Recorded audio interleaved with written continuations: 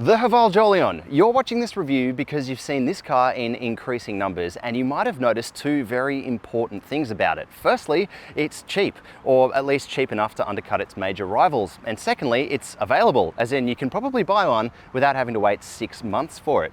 The question is it all too good to be true? Should you buy this Chinese SUV or should you buy the MG ZS? Or should you wait longer and potentially pay more for something like a Japanese or Korean SUV? We're going to find out. The Jolion has made a name for itself undercutting its major small SUV rivals, with drive-away pricing starting from a low $28,490. That's cheaper than entry-level automatic versions of the Kia Seltos, Mitsubishi ASX, Toyota Corolla Cross, the list goes on, but not the version we're looking at today. No, this is the Jolion S, S for Sport, and now in the range it sits between the high-spec Ultra with the standard engine and the hybrid versions. And that means it wears a precariously high starting price of $36,990 drive away, which kind of levels the playing field between this Jolion and its more established rivals. For the significant amount of extra money, the S scores a more powerful version of its 1.5-litre turbocharged engine, multi-link rear suspension for better handling, a larger 18-inch set of alloy wheels, and a blacked-out styling pack. The trouble is, at the higher price, it's playing in the same field as the popular Corolla Cross GXL Hybrid, Seltos Sport Plus, or its closest rival from China, the top-spec MG ZST Essence. On the upswing, you're hardly left wanting for any standard equipment. All the key ticker-box items are here: LED headlights, big alloy wheels, 12.3-inch multimedia touchscreen with wired Apple CarPlay and Android Auto connectivity, a big sunroof, wireless charging, digital dash and head-up display, and that's just to name a few. Check out the full written review over at carsguide.com.au for the complete set of gear. The real question then is whether it's worth your money to go for the S, because most of this stuff can be had on the cheaper Ultra grade, or for the same money you can swap into the fuel-sipping hybrid version. To me, while the S is still a pretty good value small SUV, you're better off spending the same money and getting the hybrid, or saving yourself a bit of cash and getting the pick of the range, which is the Lux with the standard engine. You'll need to keep watching to see how I came to that decision though. At least from this angle, the Jolion looks pretty good. It's got this big contemporary grille design up the front here with that kind of spindle look that's very popular at the moment, and these tidy and aggressive LED light fittings which really catch the eye. It's attractive, and that mixes with those prices to help this car climb the sales charts. Looks are always subjective, but I think at very least the Jolion is inoffensive. That is, except for the rear, which in my view needs a bit of work. In my view, there's just way too much going on back here. Haval, Jolion, GWM, which is it? It's all of them, which is why you have word salad going on back here. And also, badges are all the rage in this car's Chinese home market, but not here in Australia, which is why I think that really the solution is to just take a heat gun to some of this and maybe some fishing line as well, I don't know. It's upsetting because otherwise this design is really quite good. Inside might be where the Jolion is most impressive, but in this case it's also the place where there's basically no difference between the S and any other grade. The interior design takes a minimalist approach, and I quite like the pared back look of the cascading dash cladding, the abundance of soft touch surfaces, and the wheel and console design which looks as though it takes a lot of influence from the likes of Peugeot. Now on the whole it is pretty impressive in here, but I do have some downsides for you. Firstly, this synthetic leather trim stuff, well, it's not convincing anyone. It feels kind of thin and very fake, and I can't really tell you how it's going to age in the Australian sun. Secondly, the overkill Haval badge work has made its way in the inside in a really big way too. It's on these seats here, and it's even on the back seats as well. No one cares, guys, give it up. Another key win for the Jolion is its size. It sits in that Goldilocks SUV zone between a light SUV like the Mazda CX-3, which I would argue is too small for many people, and a mid-size SUV, which for a lot of people is too big. Think of it as more similar in size to other segment-bending SUVs like the Nissan Qashqai or Mitsubishi Eclipse Cross. The obvious knock-on from this footprint is plenty of space. Up front here, I've got heaps of room, I've got heaps of headroom, I've got heaps of leg room, my driving position feels great, and the materials are pretty impressive too. In terms of storage, you've got a nice big bottle holder down in the door there, and another one in this little flip out sort of console. It's like a small one there for like, I don't know, like a Piccolo or something as well. You got a nice cutout here, that's sort of wallet sized, and you've got a nice like kind of cutout as well, which is perfect for your phone, a nice touch. Underneath there's an almost EV-like cutaway as well, which has your charging ports, and hidden away under here is a wireless charging bay. It's all very impressive. Now you've got big screens in here, and unlike this car's main MG rival, the hardware definitely matches the software. They're fast, they're easy to use, and apart from some poorly localized menus and a couple of little layout issues, on the whole the experience is quite nice. And even the whole screen area is within reach of your hand here, which is a good touch. Although one thing I will complain about is the digital dash. Look, it's a nice size, it looks nice and sharp, it's pretty fast as well, but it's a little dull when there's sunlight out, which is a bit of a shame, even with the brightness turned all the way up. One thing that Haval has listened to customers on is this panel here. You've got buttons that are actual physical buttons instead of a touch panel, which the Jolion had before.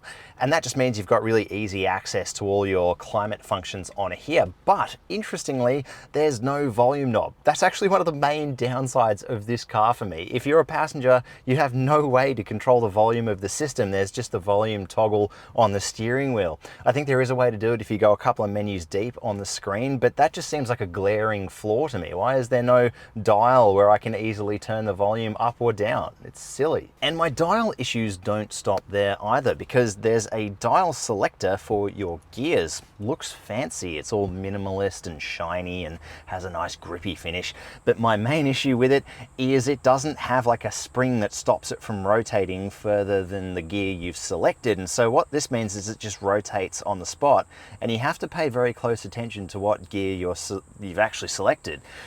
Oftentimes I'll be in neutral when I've tried to be in reverse, or I'll be in manual mode when I just want to be in drive, and it just seems like a really easily fixable flaw. It's just another thing in this car that's a real shame, because apart from these little obvious blunders, this is a really quality feeling cabin that almost feels like it can really play with Japanese or Korean rivals. It's not just the kind of quality that we're used to from Chinese cars. Let's go have a look in the back seat. The back seat might be one of this car's biggest selling points. It just is the best. That's the amount of room I have in most mid-size SUVs instead of a small SUV, which is what this car is. It's just leagues of legroom. There's heaps of headroom as well. The quality trims continue into the doors too. There's adjustable air vents, USB ports, a little storage bay under there. And I'll do you one better, even the floor here is completely flat like an EV. So this middle seat spot is useful for an adult as well. In terms of bottle holders, you got a big one down in the door here as well. And in the drop-down armrest, another one again, which is of a decent size. Boot space comes in at a whopping 430 litres, which is nearly what's offered in a mid-size SUV. It's reasonably easy to load things in, although the floor is quite high. You'll have to watch out for that rear window because it's small enough as is, and stacking objects back here will block it pretty easily. There is a space-saver spare wheel under the floor.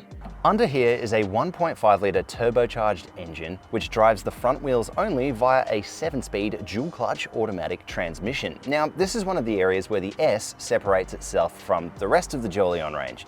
It has more power, this engine's been uprated, and we'll show you both on the screen now so you can compare, but suffice to say, they're not that different. Other performance enhancements include independent rear suspension, which should improve handling over the standard range too. Let's go for a drive and see if these improvements have made a big difference. So we're in and the car's on, but before we go anywhere, we actually have to turn off all the safety systems, because if I talk to you, dear viewers in the camera, and take my eyes off the road, this car will incessantly complain constantly. It complains about a lot of things. It complains about your lane keeping. It's just very annoying to the point where it's almost a deal breaker. So let's turn them off and then we can go for a drive. Upsettingly, the rest of the drive experience is really quite good. You might compare this car to something like the MG ZS because they're in that similar price point, and I think this car actually drives a lot better once you're on the road and you've turned all those invasive safety features off.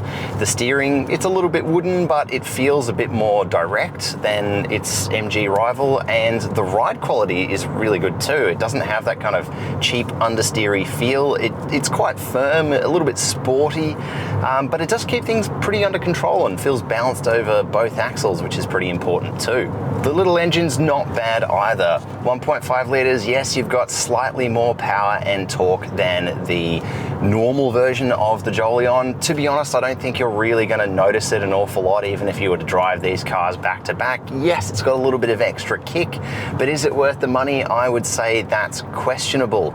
It does feel like it's got a bit of go though, and that turbocharged surge does make it kind of a little bit fun to drive, which is not too bad either. It's a bit better than having something like a continuously variable automatic like some Japanese or Korean cars have, and it makes it a little bit more engaging to drive. Now, mostly that is helped along by the 7-speed dual clutch automatic, although all the problems that we usually complain about with dual clutch automatics are still here.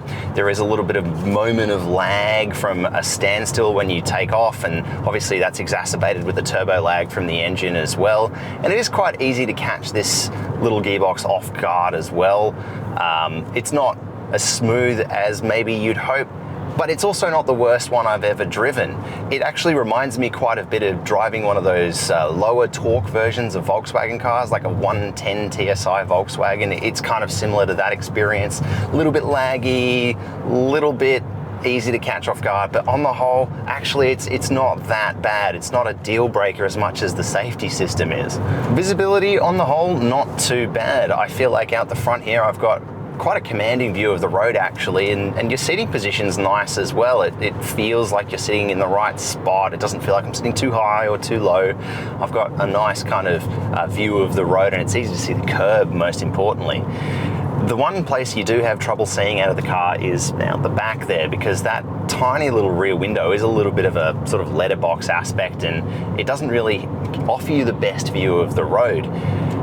One thing I will say though is if you're negotiating with a low speed kind of reversing scenario, one thing that this car does quite well is have a really comprehensive camera suite, so you can see around the car when you're maneuvering in those low speed situations. And that is one thing that Chinese cars actually do quite well. They've got quite good camera tech. I like that.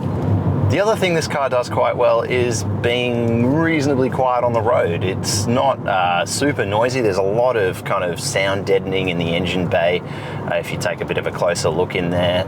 Although the larger wheels on this one and slightly sportier tires, you do get a little bit of road noise, but engine noise is pretty non-existent. So that's pretty impressive too. So to bring it together, it is such a shame that that safety system is so invasive in this car, because there's so much about the drive experience that I really like a lot. It feels quality when it comes to the ride, the steering's not too bad, and it's just all round a better package than what we've come to expect from Chinese cars.